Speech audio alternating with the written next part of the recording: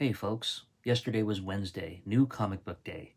So today we're going to talk about some Gwenpool, some Amazing Spider-Man, and some Wolverine in a new segment that I like to call, Hey, Look What I Bought.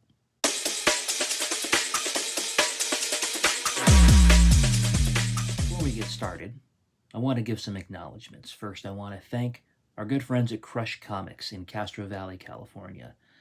Josh, Cole, and Tommy have been super good to me over the last 4 years as that's become my go-to local comic shop.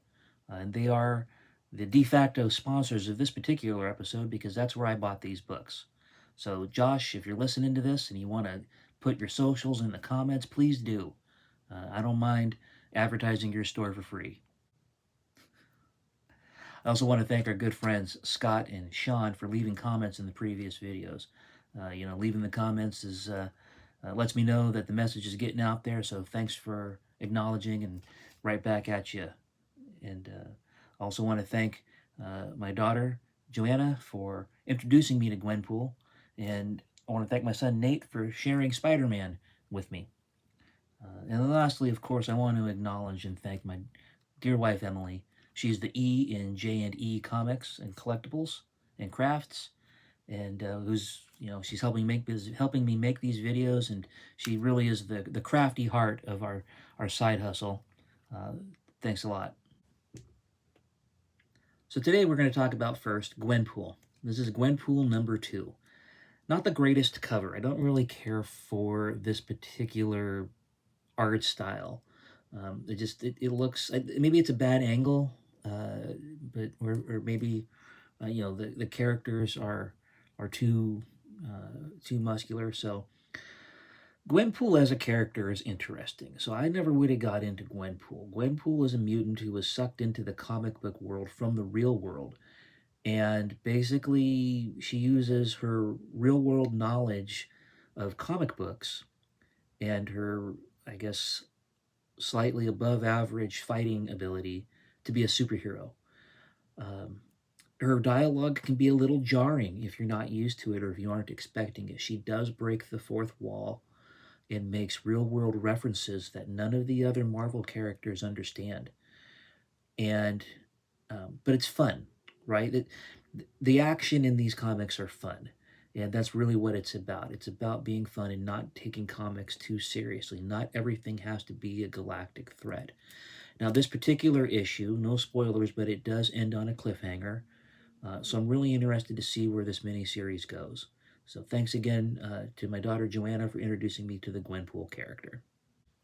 The next book is Amazing Spider-Man number 6. Now, you know Marvel, they like to restart their series whenever they think sales are slightly dropping.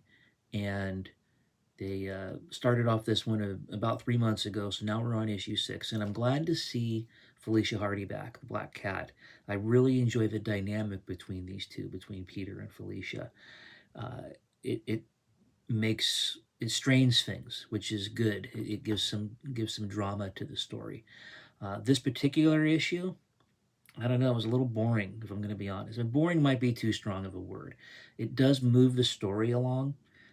Not a lot of action, though. It's a lot of talking, a lot of flashbacks, and a lot of drama on Peter's sense of responsibility, whether it's his sense of responsibility to the people around him or to the greater good. I guess that's kind of Peter's story throughout all of Amazing Spider-Man, but this issue relies a little heavily on that. I would like to see more punching, more web slinging. But I buy this issue so that I can share it with my son, and that's that makes it worth it. Otherwise, again, not knocking Spider-Man, just this particular issue, not my favorite, but got to read the whole thing. It's kind of a collector thing. I gotta read all of them. So, Spider-Man, Amazing Spider-Man number 6. Now here's another one of my classic favorites. I grew up is my early teen years reading the Wolverine Volume 2 when he starts out in Madripoor as Patch. He temporarily left the X-Men to go have his own adventures.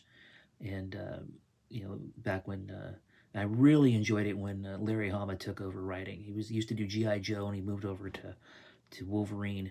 And Now this particular, I'm glad to see, basically what I'm saying is I'm glad to see that they're still doing a Wolverine title. If you look up here in the corner, you can see, let me see if I get right there, uh, Legacy issue 402. You know, I really wish they would have just kept the regular numbering. This would be issue 402. But doesn't matter. A little more action in this one than in the Spider-Man book. And this one had a little bit of a supernatural twist that I wasn't expecting. And surprise, somebody comes back from the dead in a Marvel comic. It's like a Marvel trope, like somebody's going to die. Oh, great! How many issues before, they come back in some way?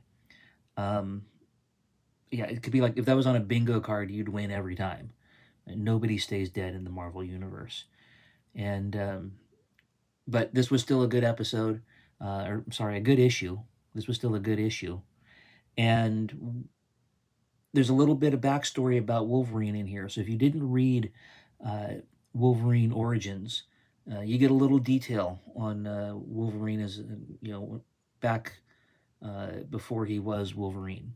So good issue. Recommend this one. Actually, this is probably the one I recommend most of the three that I picked up. So that's what I bought this week.